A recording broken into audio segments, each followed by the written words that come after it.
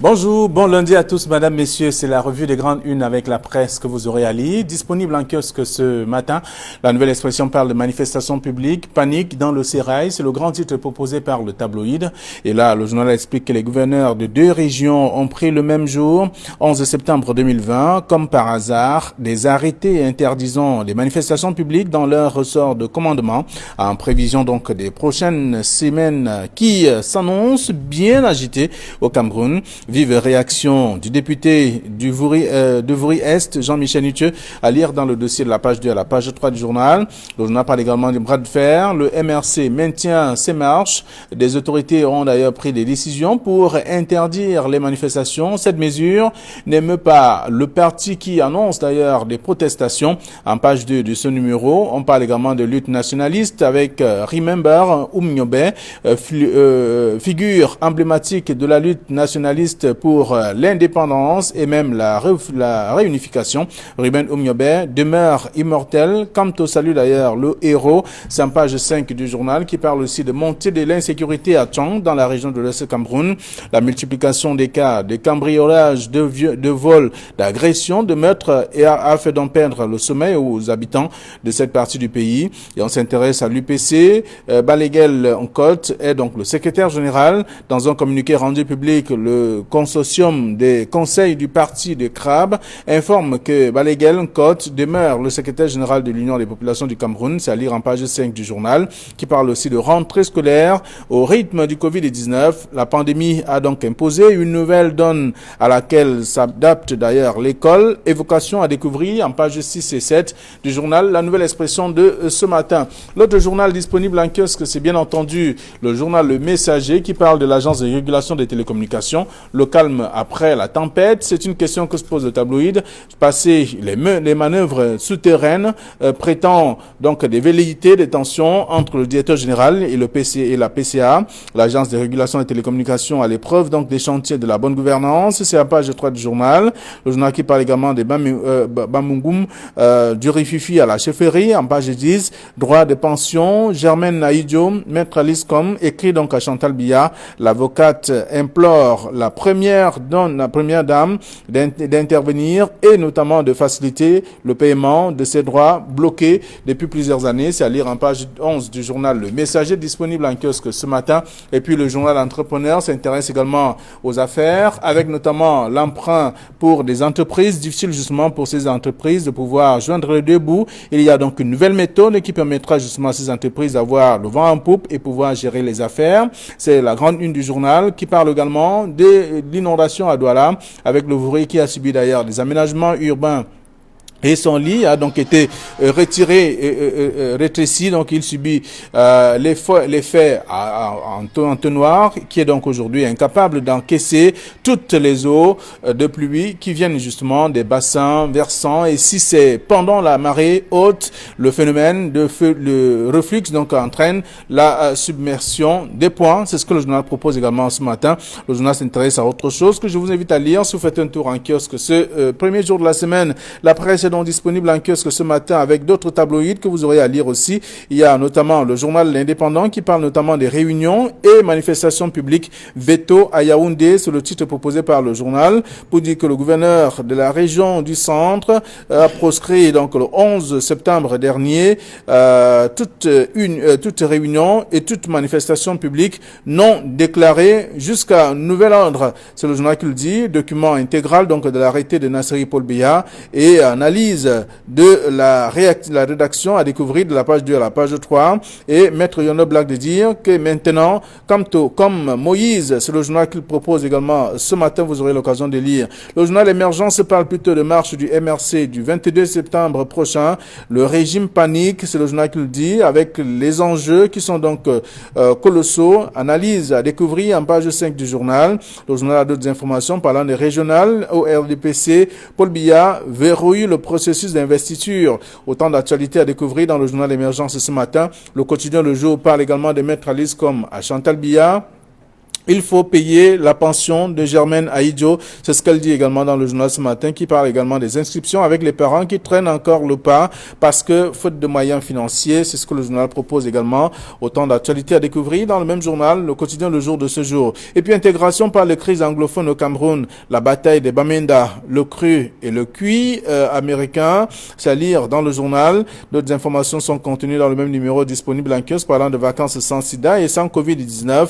C'est une autre actualité à lire dans le même journal ce matin. Et puis Mutation parle donc de coronavirus avec les barrières qui tombent, notamment selon bien sûr le journal sur le terrain après avoir mené une enquête. Le journal fait savoir que du port du masque, distanciation physique, lavage des mains, les consignes de protection de plus en plus bafouées. C'est le journal qu'il propose avec les bonnes vieilles habitudes qui ont d'ailleurs repris le dessus alors que le combat contre la pandémie n'est pas encore gagné. C'est un dossier à lire de la page 5 à la page 9 de Mutation ce matin.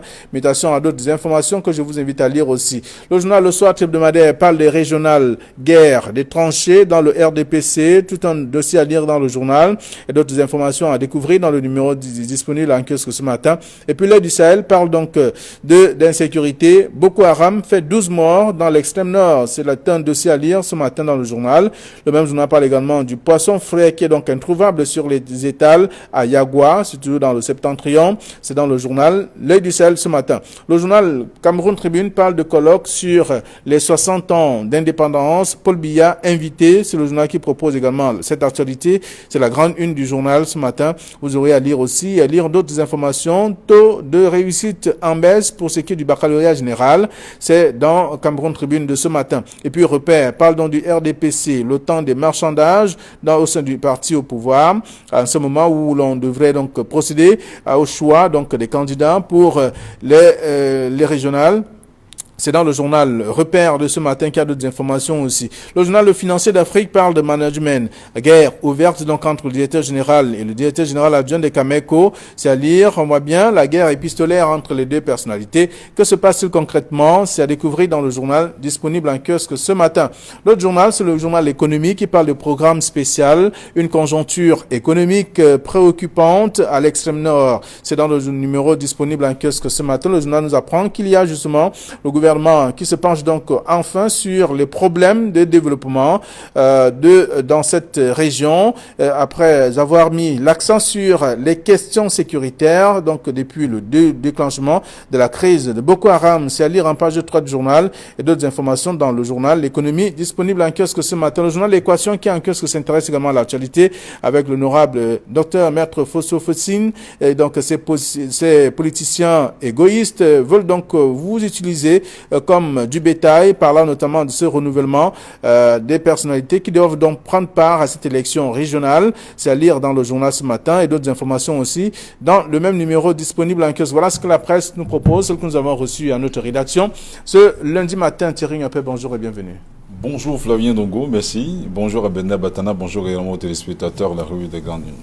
Merci d'être là ce lundi avec Bernard Batana, bonjour. Bonjour Flavien Dongo, bonjour Thierry Niopé, bonjour à tous les téléspectateurs de la revue de Grande Une. Je n'oublie pas de dire Good morning Nord-Ouest et Good morning South-Ouest. C'est un plaisir d'être là pour parler des choses de la cité. Il est partagé ce plaisir et avec également nos chers téléspectateurs qui vont commenter à leur niveau également ce que la presse propose pour ceux qui iront en kiosque ce matin. La Nouvelle Expression, comme bien d'autres tabloïds, s'intéresse aux manifestations publiques. Voyez-vous, panique dans le sérail, c'est le titre proposé par la Nouvelle Expression et d'autres journaux s'intéressent aussi à cette actualité. On parle donc de l'Indépendant qui parle de veto à Yaoundé à cause notamment de cette annonce des manifestations le 22 septembre prochain. Et là, Maître Yonder Black de dire, et maintenant, comme Moïse. Son point de vue, c'est le point de vue de Maître Yono Marcel. Tout le monde sait la position ou la place qu'il a occupée dans la lutte, dans l'avènement de la démocratie au Cameroun, je préfère le dire ainsi. Mais entre les années 90 et 2020, il y a quand même beaucoup d'années beaucoup d'eau qui a coulé sur les ponts. Une chose est sûre, le professeur Maurice Kamto a réussi à captiver l'attention autour de lui, autour de ses idées, notamment à travers ses multiples sorties. On vous rappelait que l'appel au hold-up électoral a été suffisamment suivi il y a quelques mois, au point où beaucoup de ses militants, de ses sympathisants avaient été arrêtés et incarcérés. Il y a d'ailleurs quelques-uns qui séjournent encore dans les prisons camerounaises. On n'oublie pas son vice-président Mamadou Mota qui y est encore. Ils sont nombreux comme ça. Donc, il faut dire qu'il n'était pas le seul. Et il y avait également des gens comme Célestin Djamène, Maître Ndoki, des lieutenants de Maurice Kamto, d'ailleurs des pontes de cette formation politique qui aujourd'hui ont déserté le navire avec des positions assez tranchées, où il ne manque pas d'ailleurs de tirer à boulet rouge sur le professeur Maurice Kamto.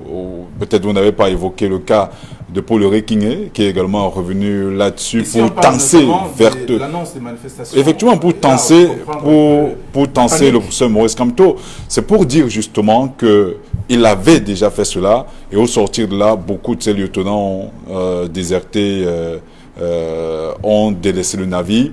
Aujourd'hui, qu'il relance, Yaoundé se prépare simplement. Yaoundé, au-delà de Yaoundé, c'est toutes les villes du Cameroun qui se préparent, parce que les manifestations ne sont pas seulement annoncées, il faut le dire, au Cameroun, mais également du côté de la diaspora, où Calibro annonce effectivement que les gens qui sont contre le régime, ou ces Camerounais sont contre le régime, vont descendre dans les ambassades, casser effectivement, si jamais une seule goutte de sang d'un Camerounais lors de ces manifestations du côté de Yaoundé finit par couler. Donc, le gouvernement est dans son rôle. N'oublions pas qu'il a le devoir de sécuriser les personnes et des biens. Est-ce que c'est la bonne approche? Je ne pense pas toujours, parce que pour moi, le professeur Maurice Kamto est dans son rôle. Stimuler, créer l'émulation autour de ces idées. Maintenant, comment le gouvernement fait face justement à cela? Est-ce qu'il fallait nécessairement interdire les manifestations? Moi, je ne pense pas. On peut encore, parce qu'ils ont dit, ce sont des manifestations non déclarées. Le MRC a dit qu'il va déclarer toutes ces manifestations-là, quitte au pouvoir en place, notamment à ses gouverneurs, à ses préfets et à ses sous-préfets, de ne pas leur donner des autorisations, mais ils vont quand même le faire. Maintenant, est-ce qu'ils vont braver l'interdiction de ces manifestations, parce que nous sommes convaincus que ces autorisations ne leur seront pas données? Est-ce qu'ils vont les braver justement pour aller contre l'autorité établie? On verra bien. Ça peut changer à tout moment. Espérons-le. Alors, l'émergence parle du régime qui panique. Vous êtes d'accord avec ce titre? Oui, on peut parler de panique maintenant en la matière des manifestations publiques. Vous savez, moi je dis toujours, nous sommes dans une république. En la matière, il faut convoquer la loi. La loi du 19 décembre 1990 portant manifestations publiques stipule que les manifestations publiques, quel que soit l'objet, sont libres. Mais elle continue en disant que il faut qu'elle fasse l'objet d'une déclaration préalable.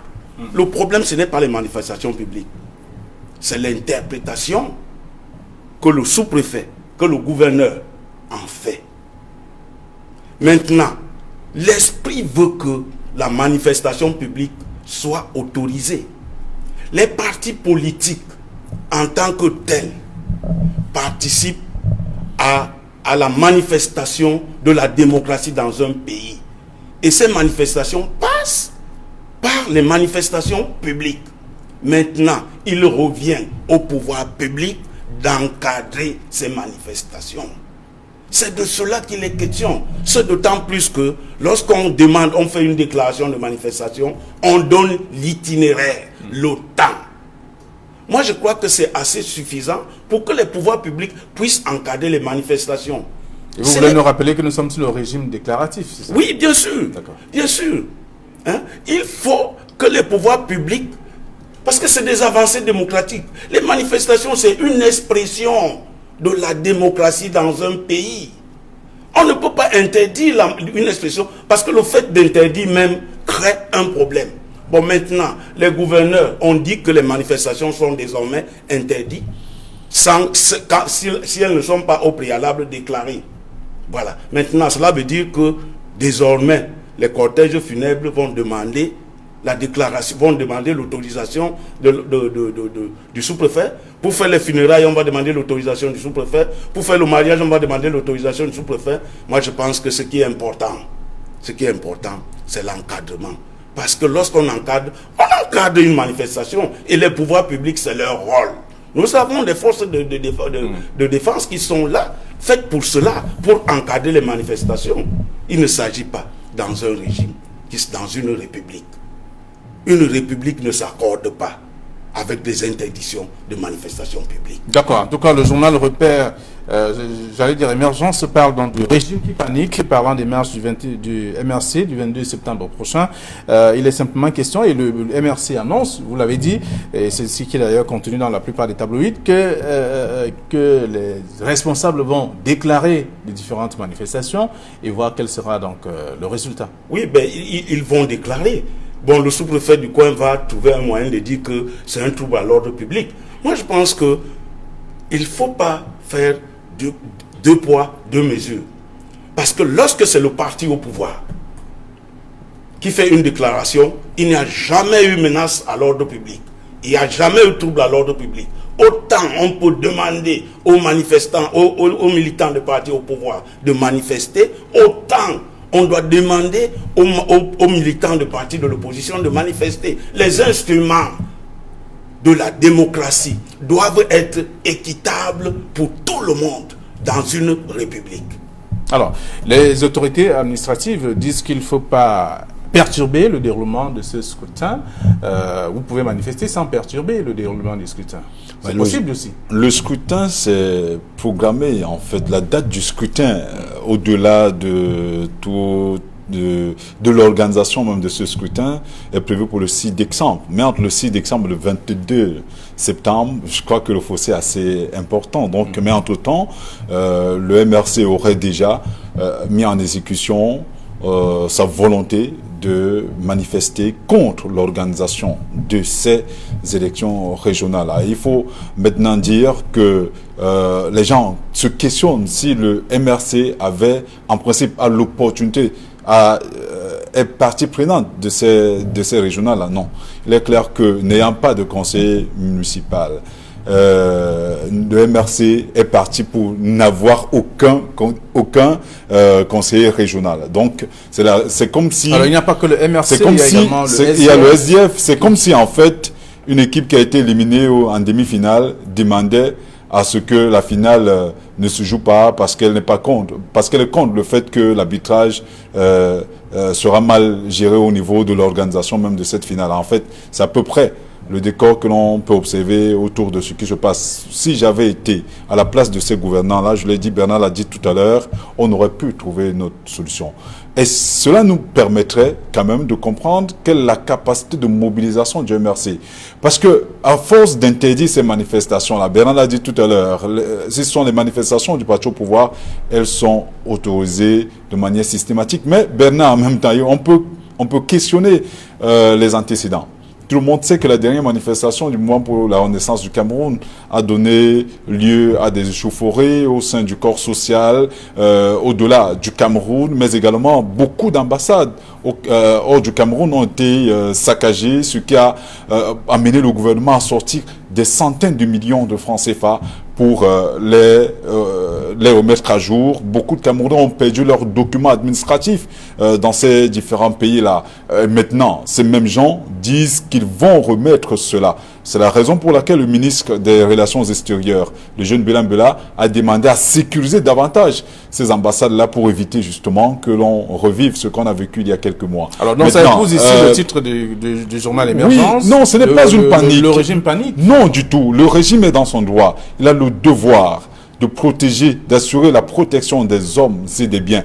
Est-ce que ces manifestations pourraient avoir des conséquences négatives sur la protection des personnes et des biens? Cela est possible, mais à eux de trouver des moyens pour encadrer cela. Parce que je vous rappelle que les émeutes de la fin de février 2000, vous vous rappelez, 2008, ont commencé par des marches. On s'est attaqué par la suite aux boulangeries, aux stations d'essence et tout cela, sans que, effectivement, la police ne peut pas. Vous savez, les mêmes forces de sécurité sont empêtrées dans des problèmes dans le nord-ouest et le sud-ouest. À l'est, avec les rebelles de la Séléka, à l'extrême nord, avec la crise de Boko Haram. Donc, ils ne peuvent pas en même temps se déployer partout. Il faudrait que ceux qui, effectivement, descendront dans la rue comprennent qu'il est légitime de revendiquer, il est légitime de marcher, mais il est illégitime, illégal de casser. Et c'est la raison pour laquelle, que d'interdire, Bernard l'a dit, il y a un corridor qui est généralement proposé.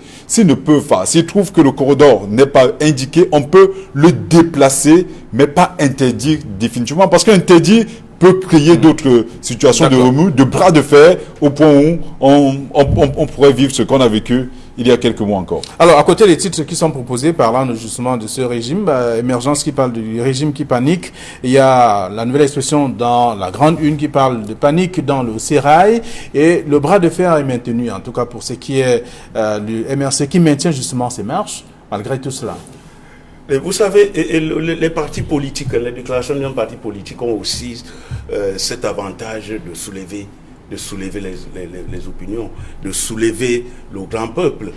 Le MRC maintient ses marches, mais ils n'ont pas encore officiellement dit voilà, on marche à tel endroit, dans telle région, de telle heure à telle heure. Ils n'ont pas encore. Pour le moment, on est dans des spéculations.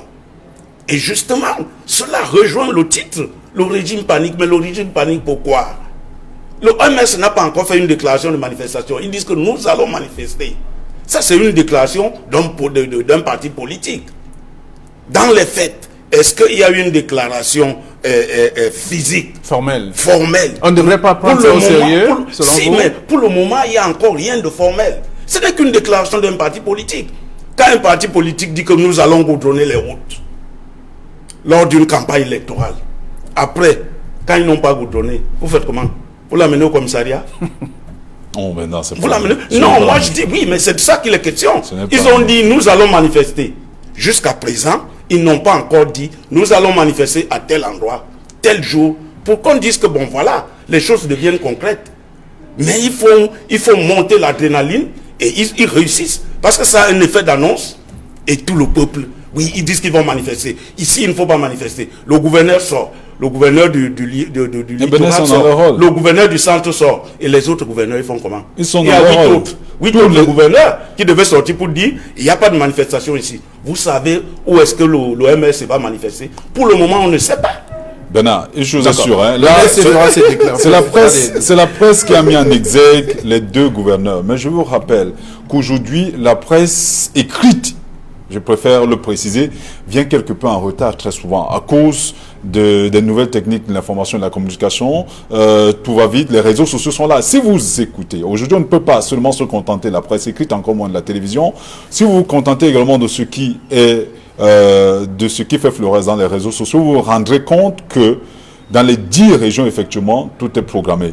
Et maintenant, les 10 gouverneurs de région, c'est la raison pour laquelle le ministre de l'administration territoriale, M. Paul Atangandi, qui est quand même le patron de ces gouverneurs-là, a pris les devants pour dire voilà ce à quoi les militants, les sympathisants et toute personne qui descendra dans la rue le 22 septembre pourrait s'attendre. Effectivement, il faudrait que l'on sache qu'il y a eu des précédents. Je l'ai dit tout à l'heure, Mamadou Mota est en prison. Il n'est pas le seul. Il y a beaucoup de sympathisants et de militants du MRC qui sont encore incarcérés. Beaucoup disent que cela n'est pas de nature à les décourager. Ils descendront dans la rue pour défier l'autorité de l'État. Mais il faudrait en même temps que ces chefs de famille, ces jeunes et les autres comprennent effectivement que l'État, jusqu'à preuve de contraire, est détenteur de la violence légitime et qui peut effectivement, le cas échéant, les interpeller une fois de plus, les mettre en prison. Tout le monde le sait. Voilà, donc c'est pour ces raisons que nous continuons, nous en tant que également leader d'opinion, de dire à ce gouvernement-là que cela ne sert à rien d'incarcérer ces enfants, cela ne sert à rien de les mettre en débête, cela ne sert à rien également à ces enfants-là de descendre dans la rue, casser, détruire. Il est normal, il est légitime de manifester, mais pas de casser, il n'est pas légitime de casser. À ce gouvernement-là, de tout faire pour laisser ces jeunes, la manifestation concourt à l'expression de la liberté. Laisser ces jeunes manifester, oui, effectivement, l'encadrer en même temps. Il faut noter que les leaders, les responsables du MRC n'ont pas dit qu'ils vont casser, ils ont dit qu'ils vont manifester. Nous sommes en train d'analyser. Donc c'est pour ça qu'on dit marchons, ne cassons pas. Et à ceux justement qui doivent encadrer, qui doivent permettre ces manifestations, laisser les gens marcher, laisser les gens revendiquer, laisser les gens dénoncer, parce qu'en même temps, on ne peut pas taper sur un enfant et l'empêcher de pleurer. C'est pas possible du tout. Donc, laissez ces gens dire, nous ne sommes pas d'accord. Encadrez-les simplement. Ne les brimez pas, ne les blâmez pas. Moi, je pense que c'est... On n'a pas dit que les Mercedes vont nécessairement casser. On n'a pas dit que ces jeunes vont nécessairement casser. Non. Les questions pour nous d'attirer l'attention des uns et des autres pour que ces manifestations aient cet lieu, mais de manière pacifique et encadrée. Très bien. Alors, ça, c'est ce qui devrait être fait. Voilà. Bien donc, sûr. Alors, on attend donc de voir quel est donc le plan du MRC simplement qui dit qu'on va manifester. Ça, on s'en tient simplement à cette proposition, à cette annonce. Alors, le journal, à côté de ce que la presse évoque déjà concernant les manifestations publiques, plusieurs tabloïds l'ont d'ailleurs évoqué, ont traité de cette question. Le journal parle également de lutte nationaliste, Remember Oumniobé, avec notamment cette figure emblématique de la lutte nationaliste pour l'indépendance et notamment la réunification. Ruben Oumniobé aujourd'hui demeure immortel, comme te salue d'ailleurs le héros. Oui, Flavien, il faut que je raconte quelque chose qui s'est passé hier à Équité. Équité, c'est dans l'arrondissement de DA2. À Équité, le 31 décembre 1956, plus de 200 personnes ont été massacrées par la soldatesque coloniale parce qu'ils s'étaient opposés à la loi cadre de Gaston Defferre. Hier, dimanche 13 décembre 2020, il a été érigé à ce lieu pour un devoir de mémoire. 2 monuments exactement dans les lieux où les gars ont été massacrés et enterrés dans des fosses communes. On a inauguré 2 monuments et une stèle. Sur la stèle étaient inscrits les noms de toutes ces victimes qui sont tombées. Et lorsque notre curiosité nous a amenés sur les noms, nous avons constaté que toutes les régions pratiquement du Cameroun étaient représentées de par leur nom. N'oubliez pas, nous sommes en pleine lutte nationaliste et nous sommes en 1952. On a beaucoup apprécié l'intervention de Monseigneur Tonien Bakot qui a relaté les circonstances dans lesquelles Oumniobé a été tué, les circonstances dans lesquelles ces 200 personnes ont été froidement assassinées. Il faut noter qu'il y a plusieurs versions de toute façon. Ont été froidement. Non, il faut dire ce devoir de mémoire. Et vraiment, il faut lever un coup de chapeau à l'initiateur de cette œuvre qui s'appelle Bapo Lipo. Qu'on l'aime ou qu'on ne l'aime pas, il faut apprécier cette initiative. D'accord. Le même journal, La Nouvelle Expression, rappelle ce matin que Balaguel Cotte est donc le secrétaire général de l'Union des populations du Cameroun. Voilà.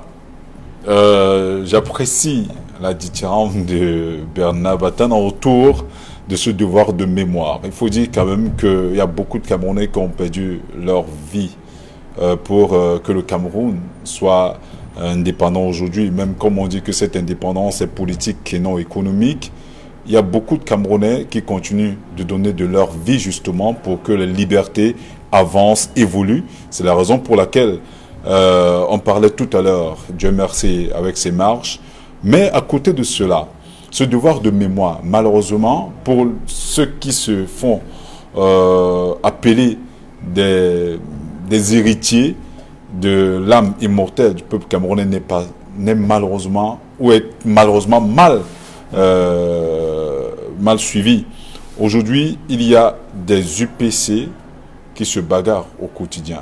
Aujourd'hui, on a pris le soin de présenter M. Balaguel Cotte comme le secrétaire général véritable de l'UPC, alors qu'à côté de cela, il y a une chaîne camerounaise privée hier qui recevait un autre qui se présente effectivement comme secrétaire général de l'Union des populations du Cameroun, le professeur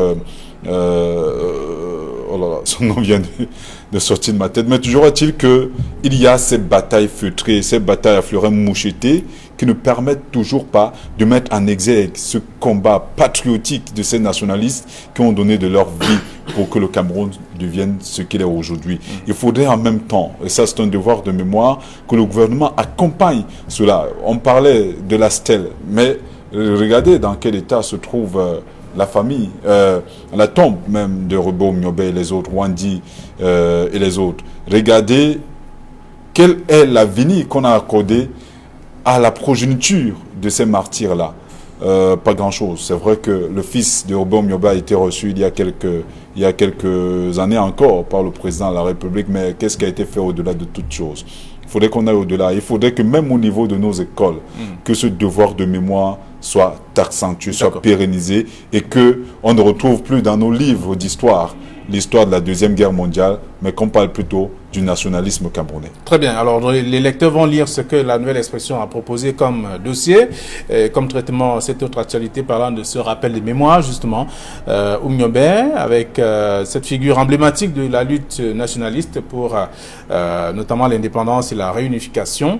On peut lire également dans le journal ce matin, on parle également de l'UPC avec Baleguel, qui est dans le secrétaire général. C'est dans un communiqué rendu public que le consortium, en tout cas, des conseils des partis, justement, du parti des crabes, informe ces derniers. Alors, on constate tout cela, donc on laisse le soin au lecteur d'aller lire ce que la presse a proposé. Merci à vous, chers messieurs, et on se donne rendez-vous pour demain, 9h20 pour la deuxième édition de la semaine. Bonne journée à tous.